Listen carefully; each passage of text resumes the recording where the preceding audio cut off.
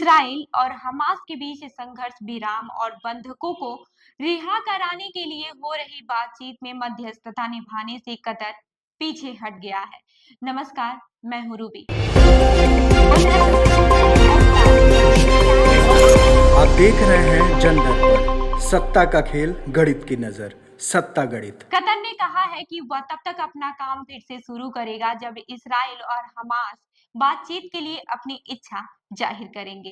Qatar ने यह फैसला ऐसे समय पर लिया है जब अमेरिका के अधिकारियों ने कथित तौर पर कहा है कि अमेरिका अब कतर में हमास के प्रतिनिधियों की मौजूदगी को स्वीकार नहीं करेगा।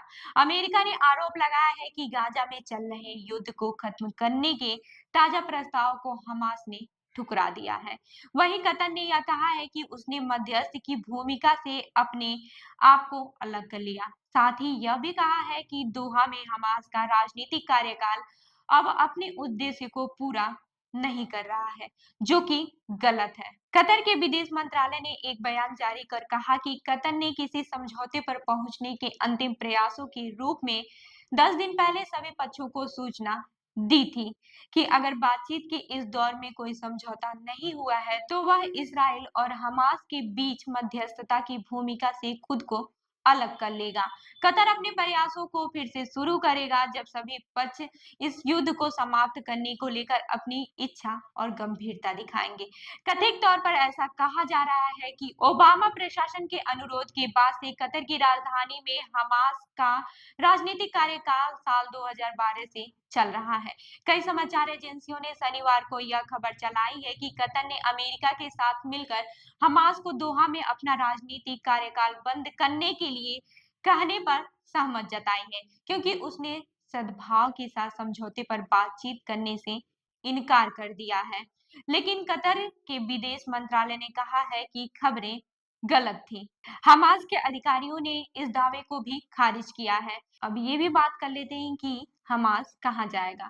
कतर मध्य पूर्व का छोटा लेकिन प्रभावशाली मुल्क है, जो अमेरिका का प्रमुख सहयोगी रहा है। यहाँ अमेरिका का एक बड़ा सैन्य अड्डा भी है और कतर ईरान, तालिबान और रूस में भी समेत कई संवेदनशील वार्ताओं में मध्यस्थता की भूमिका निभा चुका है। इसराइल और गाजा में हमास के बीच 1 साल से भी लंबे वक्त से चल रहे युद्ध में युद्ध विराम और बंधकों की रिहाई के लिए चल रही वार्ता में अमेरिका और मिस्र के साथ मिलकर कतर ने भी अहम भूमिका निभाई है। हालांकि दोनों पक्षों के बीच ये वार्ता अब तक बेनतीजा ही रही है। साथ ही इन रिश्तों में बदलाव भी काफी हुए हैं। हमास नेता याहिया सिनवार की मौत के बाद से हमास ने दोहा में एक छोटे से हॉल में 2 घंटे का एक शोक कार्यक्रम रखा था, जबकि हमास नेता इस्माइल हनिया की मौत के बाद से ये 3 दिन का कार्यक्रम था। दोनों के बीच वार्ता का ताजा दौर अक्टूबर में आयोजित किया गया था, लेकिन ये भी किसी समझौते तक बिना पहुंचे खत्म हो गया। हमास ने कम वक्त के लिए युद्ध विराम के प्रस्ताव को ठुकरा दिया था। कतर का विदेश मंत्रालय अपने बयान में कह चुका है कि दोहा में हमास का कार्यकाल होने की मीडिया रिपोर्टिंग बेबुनियादी है। कतर में दफ्तर होने का मुख्य उद्देश्य बातचीत का रास्ता है, जो कि बीते पड़ाव में भी संघर्ष विराम लागू कराने में मदद कर चुका है। इसराइल पर सौदे रद्द करने के भी आरोप है।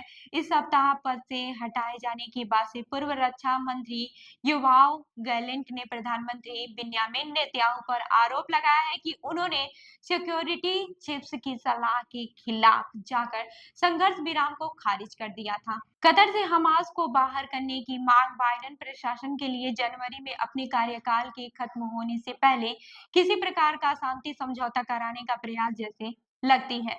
दोहा छोड़ने के बाद हमास का राजनीतिक दफ्तर कहाँ होगा, ये साफ नहीं है। मुख्य सहयोगी ईरान एक विकल्प है, लेकिन जुलाई में तेहरान में पूर्व नेता इस्माइल हनिया की हत्या के बाद से वहां इसराइल का खतरा है। इसके साथ ही उन्होंने पश्चिमी से अब तक मिलने वाले डिप्लोमेटिक चैनल भी वहां नहीं मिलेंगे। अब ये भी बात कर लेते हैं कि तुर्की की चर्चा क्यों हो रही है। उसके लिए तुर्की भी एक अच्छा विकल्प हो सकता है। तुर्की नेटो का सदस्य है और एक सुन्नी बहुल मुल्क है। तुर्की अपने यहाँ से हमास को अपेक्षाकृत सुरक्षा के साथ काम कर सकने की एक जगह दे सकता है। बीते साल कुछ तुर्की के राष्ट्रपति रेचेप तैयप एर्दोआन ने इस्तांबुल में हमास नेता इस्माइल हनिया और उनके प्रतिनिधि मंडल का स्वागत किया था। दोनों के बीच गाजा में जरूरतमंदों तक बिना रुकावट मानवीय मदद पहुंचाने और इलाके के लिए निष्पक्ष और अस्थायी शांति प्रक्रिया को लेकर चर्चा हुई थी। इस बात की भी संभावना है कि तुर्की इस कदम का स्वागत करेगा, क्योंकि वो अक्सर खुद को पश्चिम और पूर्व के बीच मध्यस्थ की भूमिका में देखना चाहता है। हमास की प्रमुख हस्तियां जैसे कि ओसामा हम्माद ताहिर अन्नुलू और दूसरे नेता लगातार समाचार चैनलों में नजर आते हैं और वो कई महीनों से इस्तांबुल में रह रहे हैं। तुर्की में उनका लंबे समय से रुके रहना उनके पुराने दौरे से अलग है, जब वो कुछ ही समय के लिए वहां जाया करते थे। माना जा रहा है कि मौजूदा वक्त में हमास के नेताओं के लिए सबसे बड़ी चिंता निजी सुरक्षा है, क्योंकि बीते 4 महीनों के भीतर उनके 2 आला नेताओं को मारा जा चुका है। अब ये भी जान लेते हैं कि ट्रंप के आने से क्या कुछ बदलेगा। मध्य पूर्व के इलाके को लेकर डोनाल्ड ट्रंप का रवैया क्या रहेगा, अब तक इसे लेकर कुछ स्पष्ट नहीं हुआ है।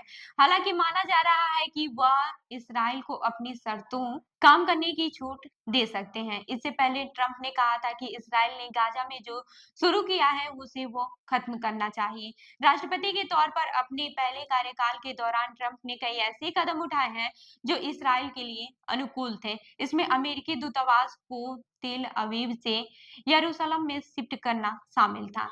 इस तरह की खबरें हैं कि कथित तौर पर ट्रंप ने नेतन्याहू से कहा है कि उनके दोबारा पद ग्रहण करने से पहले वह इस जंग का अंत देखना चाहते हैं। किसी भी तरह से हो, ऐसा लगता है कि मौजूदा वक्त में इस्राइल सरकार पर अमेरिकी प्रशासन का प्रभाव कम ही रहेगा। हो सकता है कि इस कारण उन्हें लगता हो कि मौजूदा स्थिति में समझौते तक पहुंचने के लिए सबसे अच्छा तरीका हमास पर दबाव बनाना हो। लेकिन ये तरीका काम करेगा या फिर नहीं, ये पूरी तरह से कतर पर निर्भर करता है। लंबे वक्त से अमेरिका का सहयोगी रहा कतर हो सकता है कि इस बात में उसका साथ दे। तो ऐसी ही अन्य खबरों के लिए जुड़े रहिए हमारे साथ, देखते रहिए जन दर्पण न्यूज। धन्यवाद।